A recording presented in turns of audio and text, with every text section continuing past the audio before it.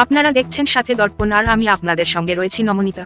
এসএসসির কোনো মামলায় আপাতত আর শুনবেন না বিচারপতি গঙ্গোপাধ্যায়, আগেই হয়েছিল সিদ্ধান্ত।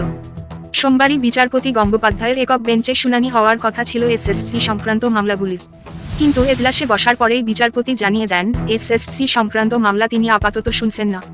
শিক্ষক নিয়োগে একের পর এক দুর্নীতির অভিযোগের করা বিধান দিয়ে আন্দোলনকারীদের ভগবান হয়ে উঠেছিলেন।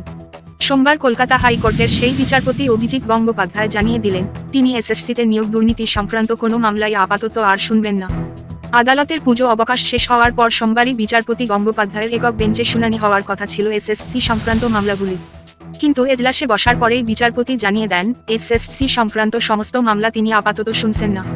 এরপরেই তার জন্য নির্দিষ্ট মামলাগুলির শুনানির তালিকা থেকে এসএসসি সংক্রান্ত সমস্ত মামলা সরিয়ে দেন তিনি। কেন এই সিদ্ধান্ত, তার কারণ জানিয়েছেন বিচারপতি নিজেই। তিনি জানান, সুপ্রিম কোর্টের নির্দেশ মেনেই এই মামলাগুলিকে তালিকা থেকে সরানো হলো। গত 9ই নভেম্বর এসএসসি সংক্রান্ত মামলার শুনানিতে সুপ্রিম কোর্ট এসএসসির সমস্ত মামলা ফেরত পাঠিয়েছিল কলকাতা হাইকোর্টে। এর মধ্যে একটি মামলা হয়েছিল বিচারপতি গঙ্গোপাধ্যায়ের চাকরি বাতিলের একটি নির্দেশকে চ্যালেঞ্জ করে। এছাড়াও স্কুল সার্ভিস কমিশন এসএসসি এর একাদশ এবং দ্বাদশ শ্রেণীর সহকারী শিক্ষকের নিয়োগ পরীক্ষায় অনিয়মের পাশাপাশি ওএমআরশিট প্রকাশ সহ নানা বিষয় নিয়ে মামলা করা হয়েছিল।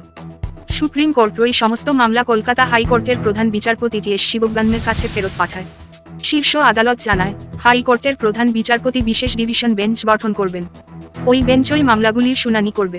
চাকরি থেকে বরখাস্ত করা থেকে শুরু করে নতুন চাকরির সুপারিশ, এই সমস্ত বিষয়ে চূড়ান্ত সিদ্ধান্ত নেবে ডিভিশন বেঞ্চই। সুপ্রিম কোর্টের ওই নির্দেশের এক সপ্তাহ পরেই হাইকোর্টের প্রধান বিচারপতির বেঞ্চ জানিয়ে দেয় এসএসসি নিয়োগ মামলা শুনবে বিচারপতি দেবাংশু বসাক এবং বিচারপতি সব্বার রশিদির নতুন ডিভিশন বেঞ্চ। গত শুক্রবার এই নির্দেশ দেয় হাইকোর্টের প্রধান বিচারপতির বেঞ্চ। তার ঠিক 3 দিন পরেই মামলাগুলির শুনানি হওয়ার কথা ছিল বিচারপতি গঙ্গোপাধ্যায়ের বেঞ্চে।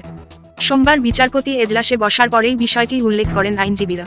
এরপর এসএসসি সংক্রান্ত সমস্ত মামলা নিজের তালিকা থেকে বাইরে বার করে দেন বিচারপতি গঙ্গোপাধ্যায়। তবে এসএসসির মামলা আপাতত না শুনলেও প্রাথমিকের যে কয়েকটি মামলা বিচারপতি গঙ্গোপাধ্যায়ের এজলাসে চলছিল সেগুলি তিনি শুনবেন। আগামী 29শে নভেম্বর ওই সব মামলার শুনানি হওয়ার কথা তার এজলাসে। আনন্দবাজার রিপোর্ট, সাথে দর্পণ।